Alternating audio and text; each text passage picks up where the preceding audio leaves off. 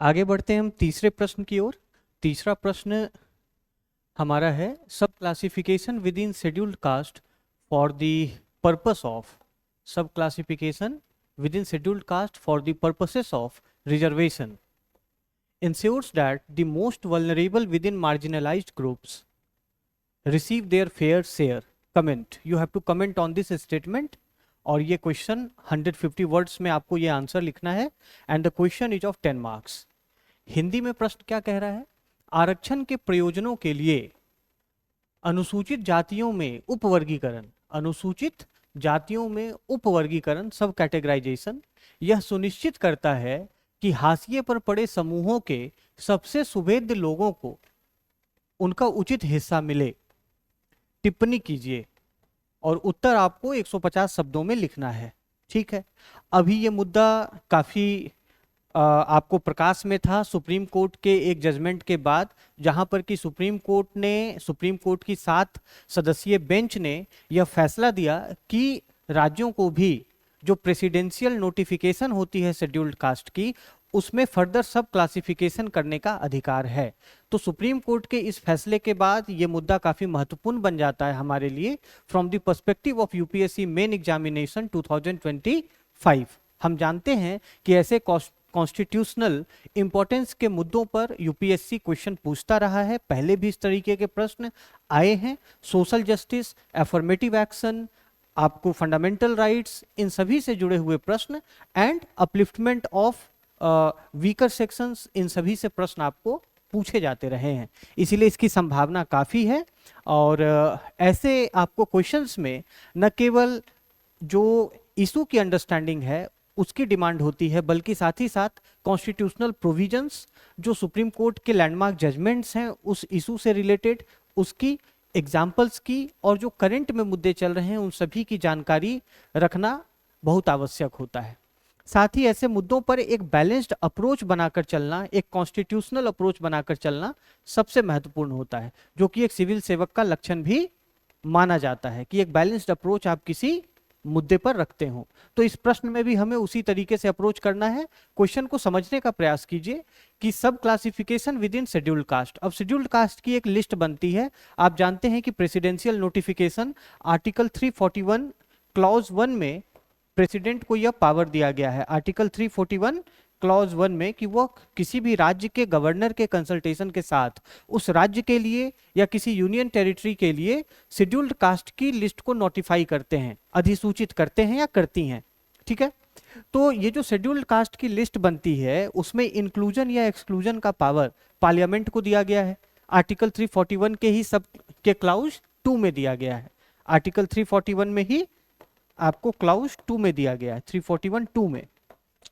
अब अभी तक क्या था कि आपको सुप्रीम कोर्ट ने ही 2004 में चेन्नैया केस में चेन्नैया मामले में यह अपना फैसला दिया था कि राज्यों को फर्दर उस प्रेसिडेंशियल लिस्ट में, जो शेड्यूल कास्ट की प्रेसिडेंशियल नोटिफिकेशन की लिस्ट है, उसमें कोई सब कैटेगराइजेशन करने का अधिकार नहीं है।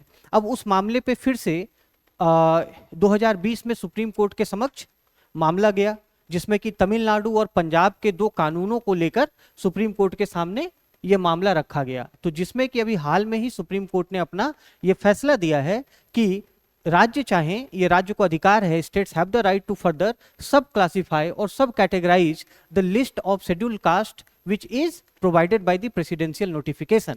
तो इसीलिए ये बात महत्वपूर्ण हो जाती है। सो सब classification within scheduled caste for the purpose of reservation, अब इसको ध्यान देना है आपको, for the purpose of reservation ensures that the most vulnerable within marginalized group receive their fair share, यानी कि जो सबसे हाशिए पर पड़े समूह हैं उनमें भी जो सबसे सुभेद्य लोग हैं, जो सबसे कमजोर लोग हैं, तो इस सब कैटेगराइजेशन का फायदा उन्हें मिलेगा, वो उनका उचित हिस्सा उन्हें मिलेगा। They will receive there fair share. आपको इस स्टेटमेंट पर टिप्पणी करनी है, कमेंट करना है, अपना राय देना है। ठीक है, क्वेश्चन स्पष्ट है, क्लियर है, क्या कह रहा है, मुद्दा क्या है इस प्रश्न का? Sub categorization within scheduled caste for the purpose of reservation. So this is the theme of the question, the main central theme of the question. और इसका फायदा किसको मिलने जा रहा है? The most marginalized in the schedule caste, they will get their fair share. You have to comment on this statement. Okay, now how to introduce. हम इस तरीके के क्वेश्चंस में इंट्रोडक्शन में क्या लिखेंगे? इसमें कई तरीका हो सकता है इंट्रोडक्शन लिखने का. पहला तो ये तरीका हो सकता है कि जो रिजर्वेशन प्रोविजंस हैं, जो रिजर्वेशन प्रोविजंस हैं शेड्यूल्ड कास्ट के लिए कॉन्स्टिट्यूशन में, हम उसको मेंशन कर दें. Reservation provisions for scheduled caste, for scheduled caste, जैसे अगर हम एग्जांपल के लिए बात करें तो article 15 clause 4, article 16 clause 4, likewise you have article 243 D, article 243 T. okay, you have article 330, you have article 332, etc. So these are the constitutional provisions which provide reservations for scheduled caste. okay, article 15(4) में क्या कहता है? it empowers the state to make provisions for advancement of the backward classes of citizen who are socially and educationally backward और scheduled caste और scheduled tribe. तो उनके लिए, उनके एडवांसमेंट के लिए प्रोविजन बनाने की यह शक्ति देता है. 16(4) क्या करता है कि यह अपॉइंटमेंट में और पोस्ट में रिजर्वेशन की बात करता है for backward classes of citizen if the state thinks that such classes are not adequately represented. तो 16(4) भी आपको शेड्यूल्ड क्लास और उसके अतिरिक्त भी अन्य बैकवर्ड क्लासेस के रिजर्वेशन की बात करता है. 243D में आपको शेड्यूल्ड क्लासेस के लिए पंचायतों में आरक्षण की बात की गई है. 243T में आपको म्युनिसिपैलिटीज में शेड्यूल कास्ट के लिए रिजर्वेशन की बात की गई है. आर्टिकल 330 में आपको हाउस ऑफ पीपल यानी लोकसभा में शेड्यूल्ड कास्ट के लिए आरक्षण की बात, और 332 में जो स्टेट लेजिस्लेटिव असेंबलीज हैं उसमें शेड्यूल कास्ट के लिए रिजर्वेशन की बात की गई है. ठीक है, तो या तो आप एक ये रेफरेंस देते हुए इंट्रोडक्शन कर सकते हैं, reservation provisions for scheduled caste.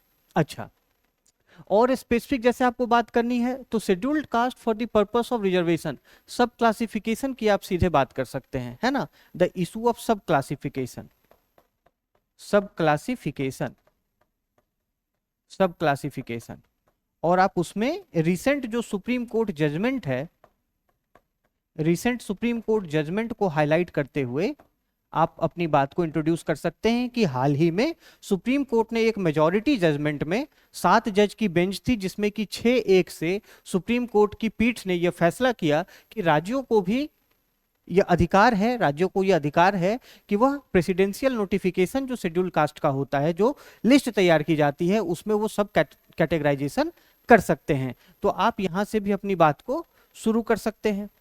ठीक है, उसी तरीके से अब चूंकि ये बात कर रहा है किसकी, वल्नरेबल एंड मार्जिनलाइज्ड ग्रुप्स की, और ये ओवरऑल इशू क्या चीज का है?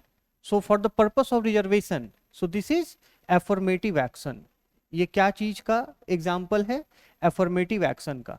सो you can highlight in the introduction the importance of affirmative action for the empowerment of vulnerable sections of society. सो यहाँ पर एक जो ब्रोडर यहाँ पर थीम है एफर्मेटिव एक्शन का, आप वहां से भी अपनी बात को शुरू कर सकते हैं. So all these 3 will be valid introduction in this particular question, in the context of this particular question. ठीक है, अब चलिए, अब हम लोग क्वेश्चन के मेन बॉडी पर जैसे आए तो मेन बॉडी की हम लोग बात करते हैं.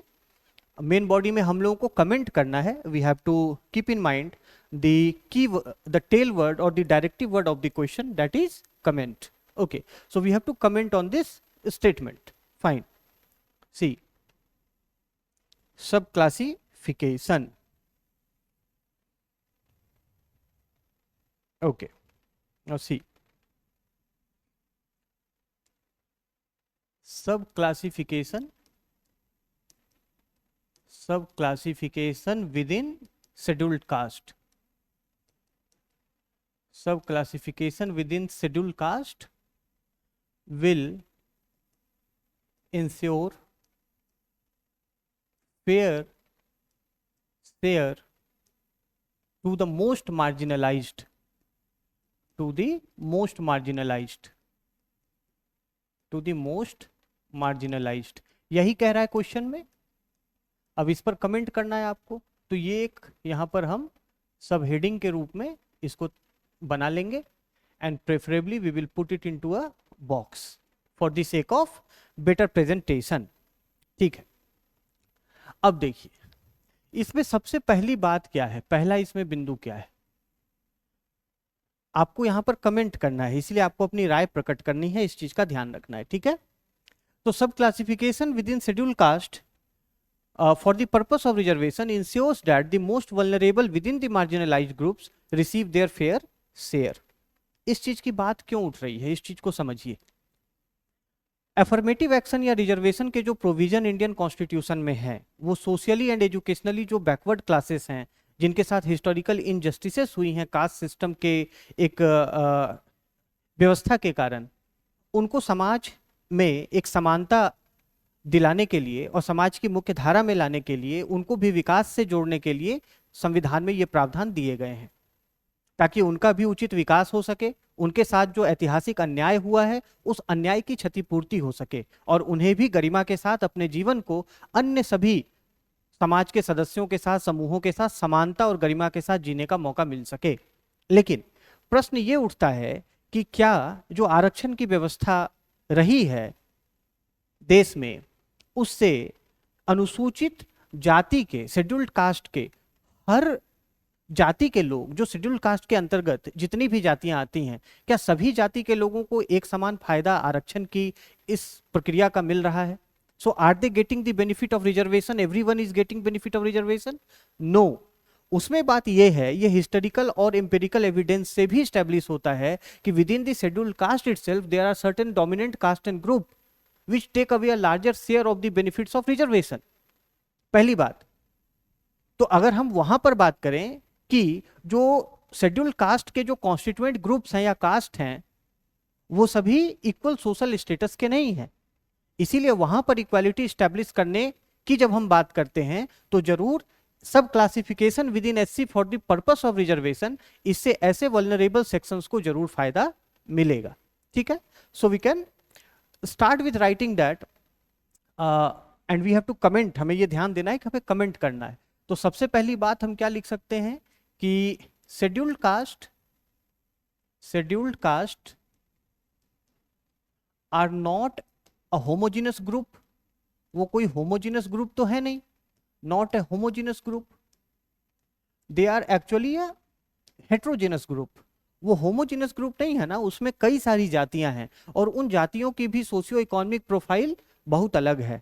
हम जैसे अपने आस पड़ोस में ही देखें, अपने आसपास, अपने शहर में, अपने राज्य में हम देखें तो अनुसूचित जातियों में भी कुछ जातियां ऐसी हैं जिनका वर्चस्व ज्यादा है, राजनीतिक, आर्थिक, सामाजिक वर्चस्व ज्यादा है, और समय के साथ उन्होंने ही आरक्षण का लाभ, जो आरक्षण है उसमें उनकी हिस्सेदारी ज्यादा रही है। बाकी जो अन्य अनुसूचित जातियों के लोग हैं, जो अन्य अनुसूचित जातियां हैं, they have received not so much fair share of reservation.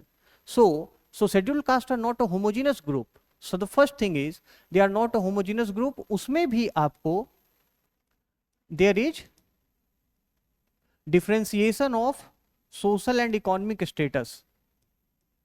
Social and economic status is differentiated, उसमें भी कोई यूनिफॉर्मिटी नहीं है।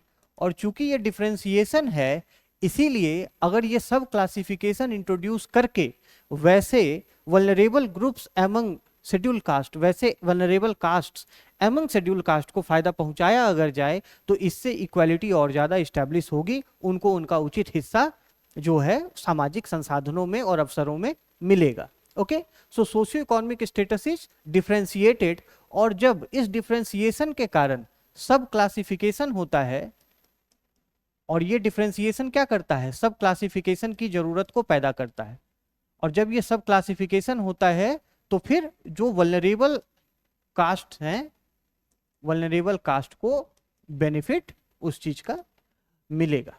ठीक है, पहली बात ये हो गई। दूसरी चीज ये हो गई कि भाई historical and empirical evidence also suggest that there has been division among scheduled caste also, division in socio-economic status। तो ये चीज किससे सिद्ध होती है कि historical and empirical evidence also suggest that, historical and empirical evidences ये भी क्या सजेस्ट करते हैं कि जो शेड्यूल कास्ट है, शेड्यूल्ड कास्ट यहाँ पर आपको हेट्रोजेनिटी है, यूनिफॉर्मिटी नहीं है, हेट्रोजेनिटी है. So they are heterogeneous groups, they are heterogeneous and they are not and they don't have equal share of benefits in the scheme of reservation or affirmative action. तो ये आपको historical और empirical evidences से भी बात सामने आती है कि उनमें इनइक्वालिटी है. और जब इनइक्वालिटी है तो ये जरूरी है कि जो शेड्यूल कास्ट के विद इन असमानता है उसको भी तो दूर किया जाना चाहिए. पूरा जो कॉन्स्टिट्यूशनल स्कीम है वो इक्वालिटी की बात करता है, समानता की बात करता है. जो आपको आर्टिकल 15 में, आर्टिकल 16 में रिजर्वेशन के प्रोविजंस हैं या कॉन्स्टिट्यूशन में और कहीं रिजर्वेशन के प्रोविजंस हैं, वो इक्वालिटी की ही तो बात करते हैं. तो क्या केवल अक्रॉस कास्ट ग्रुप इक्वालिटी की बात होनी चाहिए? क्या एक कास्ट ग्रुप के विद इन इक्वालिटी की बात नहीं होनी चाहिए?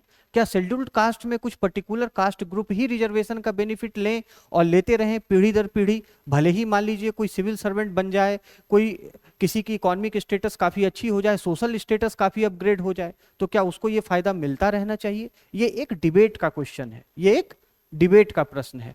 इसीलिए इस इनइक्वालिटी को भी रिजॉल्व करना है. और जब सब क्लासिफिकेशन की बात आएगी, सब classification within scheduled cast, तो इससे फिर जो इसमें भी फर्दर वीकर हैं, जो वीकर कास्ट हैं, उनको अपनी हिस्सेदारी और मिलेगी. ठीक है, तो ये बात इसमें सामने आती है. अच्छा, तीसरी बात ये है, आप देखिए कि इंदिरा सोनी जजमेंट में जो सुप्रीम कोर्ट का एक लैंडमार्क जजमेंट रहा, इंदिरा सोनी जजमेंट में भी सुप्रीम कोर्ट ने क्या कहा था? इंदिरा सोनी जजमेंट में भी सुप्रीम कोर्ट ने क्या कहा था कि जो बैकवर्ड क्लासेस हैं उसमें भी कैटेगराइजेशन को सपोर्ट किया था कि बैकवर्ड क्लासेस को फर्दर हम बैकवर्ड और मोर बैकवर्ड में सब क्लासिफाई कर सकते हैं. बैकवर्ड क्लासेस में भी उन्होंने कहा कि ये कोई होमोजीनस ग्रुप नहीं है, हम इसे बैकवर्ड क्लासेस और मोर बैकवर्ड में फर्दर सब क्लासिफाई कर सकते हैं. So the same principle should apply to scheduled caste also. जहां पर बैकवर्ड और मोर बैकवर्ड की बात है तो ये सेम प्रिंसिपल फिर क्या है, आपको शेड्यूल्ड कास्ट में भी अप्लाई होना चाहिए. और शेड्यूल्ड कास्ट में जब अप्लाई होगा ये, तो वहां पर जो मोर अनफॉर्चुनेट हैं, जो मोर मार्जिनलाइज्ड हैं, उनको उनका हक ज्यादा मिलेगा. So this sub classification ultimately it gives due share to the more marginalized among scheduled caste. अच्छा, आगे जब हम देखते हैं कॉन्स्टिट्यूशनल प्रोविजंस की हम बात करें, कॉन्स्टिट्यूशनल प्रोविजंस की, तो उसमें यह देखा गया कि भाई हमारा कॉन्स्टिट्यूशन क्या कहता है? हमारा कॉन्स्टिट्यूशन कहता है कि equal should be treated equally and unequal should be treated unequally. Okay, so equals should be treated equally, should be treated equally and unequals should be treated unequally. ठीक है, आर्टिकल 14 में आप जब देखते हैं कि equal protection of law, equality before the law है और इक्वल प्रोटेक्शन ऑफ लॉ है, तो इक्वल प्रोटेक्शन ऑफ लॉ क्या करता है? इक्वल प्रोटेक्शन ऑफ लॉ कहता है कि unequal should be treated unequally. And when unequals are there within scheduled caste, scheduled caste के अंदर तो सभी कास्ट इक्वल है नहीं, there are also unequals. So if there are unequals, so they must be given preferential treatment और not? They also must be given preferential treatment, and this preferential treatment will secure that they get their due share in the overall benefits of reservation. Is it not? तो इस तरीके से आपको टिप्पणी करते हुए अपनी यहाँ पर बात को रखना है. अच्छा, पांचवी चीज क्या है कि कॉन्स्टिट्यूशन किस प्रकार के इक्वालिटी की बात करता है? क्या केवल प्रोसीजरल इक्वालिटी की बात करता है? क्या कॉन्स्टिट्यूशन केवल फॉर्मल इक्वालिटी की बात करता है? कॉन्स्टिट्यूशन सब्सटैंटिव इक्वालिटी की बात करता है कि समाज में हर वर्ग में, हर समूह में सब्सटैंटिव इक्वालिटी होनी चाहिए, केवल प्रोसीजरल इक्वालिटी नहीं. और अगर हम केवल शेड्यूल्ड कास्ट के रिजर्वेशन को उसी तरीके से छोड़ दें जैसा सुप्रीम कोर्ट का मत है, तो उस हिसाब से सब्सटेंशियल इक्वालिटी नहीं, केवल प्रोसीजरल और फॉर्मल इक्वालिटी ही स्टैब्लिश हो सकेगी. So these are the key words you have to keep in mind. So in order to establish substantive equality, in order to establish substantive equality means equality in essence, actual actual equality. So equality, actual और real equality, not only procedural equality कि अच्छा आप भी अनुसूचित जाति के हैं, आपको भी आरक्षण का लाभ मिलेगा, लेकिन अगर अनुसूचित जातियों में भी कोई जाति अत्यंत पिछड़ी है और आरक्षण का लाभ अनुसूचित जातियों में से ही कुछ विशेष जातियां ले जाएं, तो जो पिछड़ी जातियां हैं शेड्यूल्ड कास्ट में, वो तो हमेशा के लिए ऐतिहासिक रूप से पिछड़ती चली जाएंगी, उनको उसका लाभ नहीं मिल पाएगा। ठीक है, तो इसीलिए ये आवश्यक होता है कि सब्सटेंटिव इक्वालिटी की बात की जाए। और सब्सटेंटिव इक्वालिटी क्या कहता है? सब्सटेंटिव इक्वालिटी कहता है equitable share of resources, equitable share of resources and opportunities, संसाधनों और अवसरों का इक्विटेबल शेयर होना चाहिए। Okay, so this preferential treatment, this equitable share of resources and opportunity will ensure that the most marginalized among the scheduled caste, they will get their due share after sub classification। ठीक है, इस तरीके से अपनी बात को बढ़ाते जाइए। अच्छा, पॉइंट्स आपको कंसाइज रखने हैं, शॉर्ट रखने हैं, संक्षेप में अपनी बात को लिखना है। अच्छा, दूसरी बात ये होती है कि क्या ये स्टेट की ड्यूटी नहीं है कि जो एजुकेशन में, पब्लिक एम्प्लॉयमेंट में एडिक्वेटली रिप्रेजेंटेड नहीं है, उनको उनका एडिक्वेट शेयर मिले? It is the duty of the state, right, under under directive principle of state policy also and enjoined by fundamental rights also, that it is the duty of the state to ensure that those who are not adequately represented in public employment or education, they must be given their due share. And how it can be achieved in the case of scheduled caste? It can be achieved through subclassification. Okay, so we can write as part of our comment that it is the duty of the state to ensure adequate representation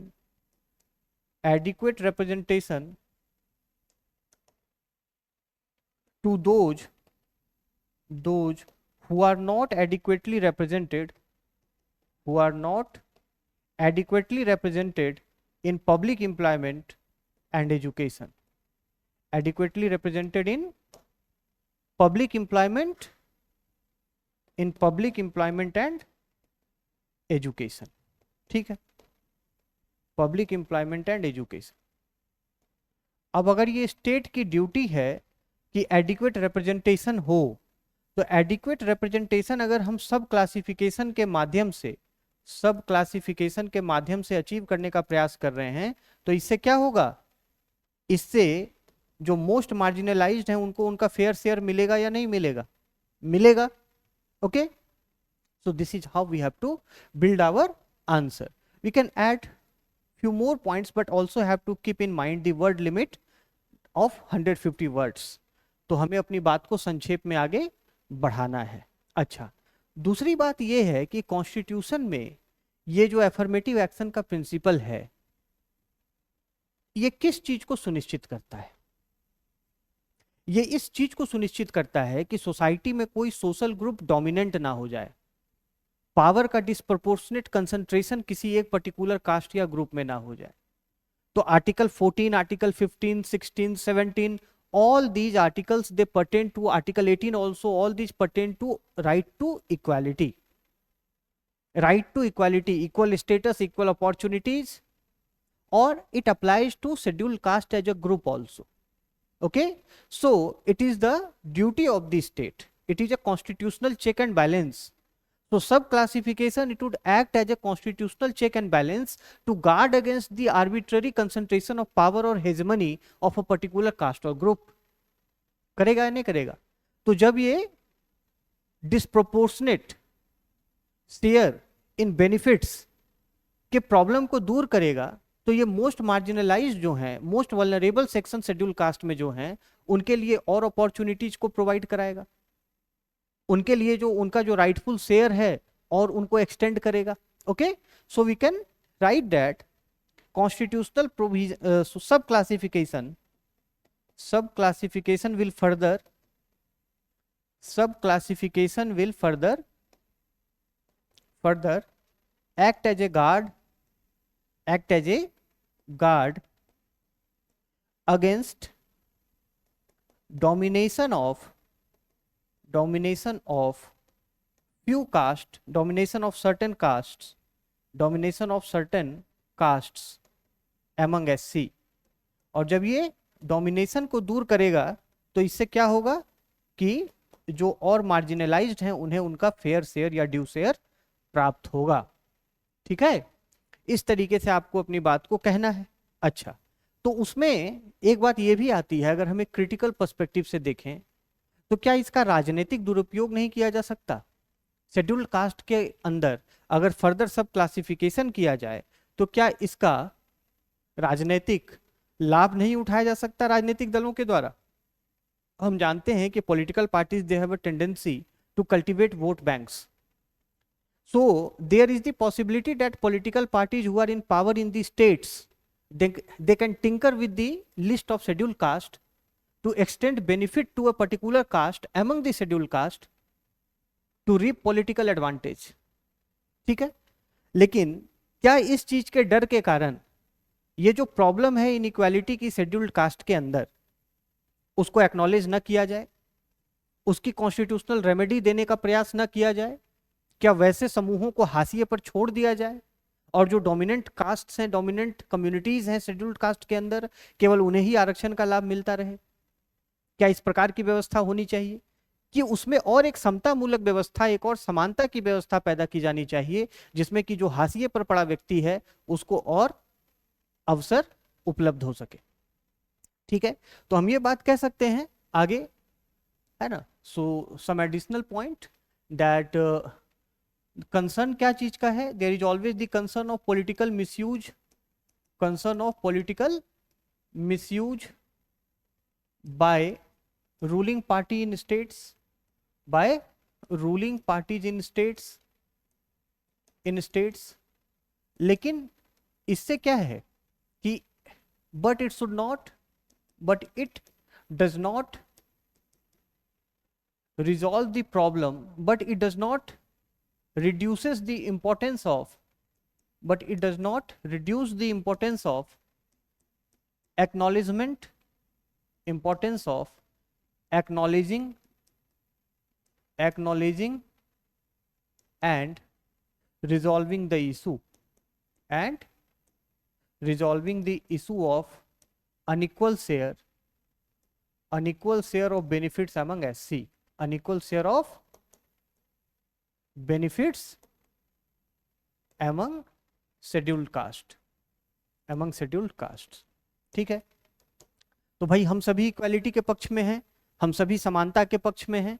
कोई भी caste group है उसमें across cast सभी को फायदा मिलना चाहिए, किसी का डोमिनेशन नहीं होना चाहिए। ओके, अब उससे अगर राजनीतिक दुरुपयोग की उसमें संभावना है तो वो तो मान लीजिए कि सभी प्रोविजंस में है। रिजर्वेशन के भी नाम पे राजनीति होती है, आरक्षण के नाम पर भारी राजनीति होती है। हर राजनीतिक दल अपने अपने वोट बैंक तैयार करने का प्रयास करते हैं आरक्षण के नाम पर।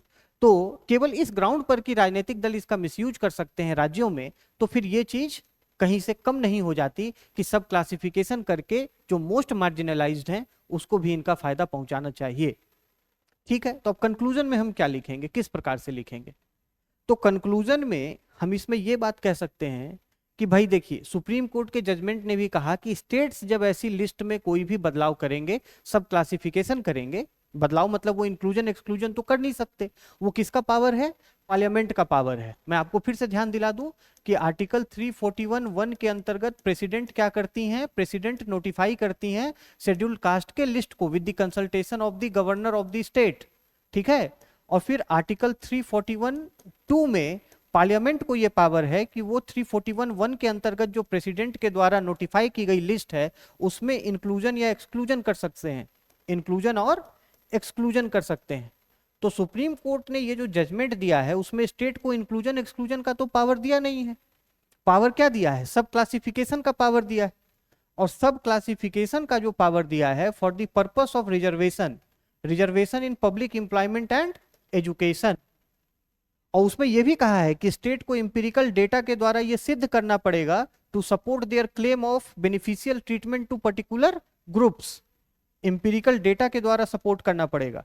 दूसरी चीज क्या है कि 100% जो सीट्स हैं वो किसी एक पर्टिकुलर कास्ट ग्रुप के लिए रिजर्व नहीं कर सकते to the exclusion of other groups among the scheduled caste. यानी किसी एक जाति या कुछ जातियों के लिए पूरी की पूरे सीटें आरक्षित नहीं की जा सकती अनुसूचित जाति के अंतर्गत।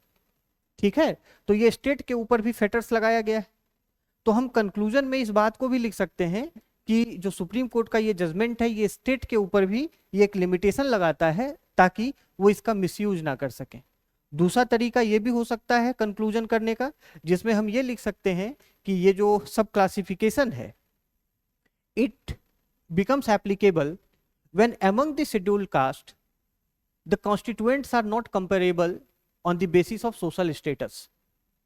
ठीक है, और ये क्या करता है, ये एक तरीके से कॉन्स्टिट्यूशनल ड्यूटी जो स्टेट की है सब्सटैंटिव इक्वालिटी को स्टैब्लिश करने की, ये उस सब्सटैंटिव इक्वालिटी को स्टैब्लिश करता है। So we can also conclude alternatively by writing that subclassification within SC for the purpose of reservation it ensures that substantive equality is achieved in the practice of affirmative action। इस तरीके से हम अपनी बात को यहां पर अंत कर सकते हैं। ठीक है।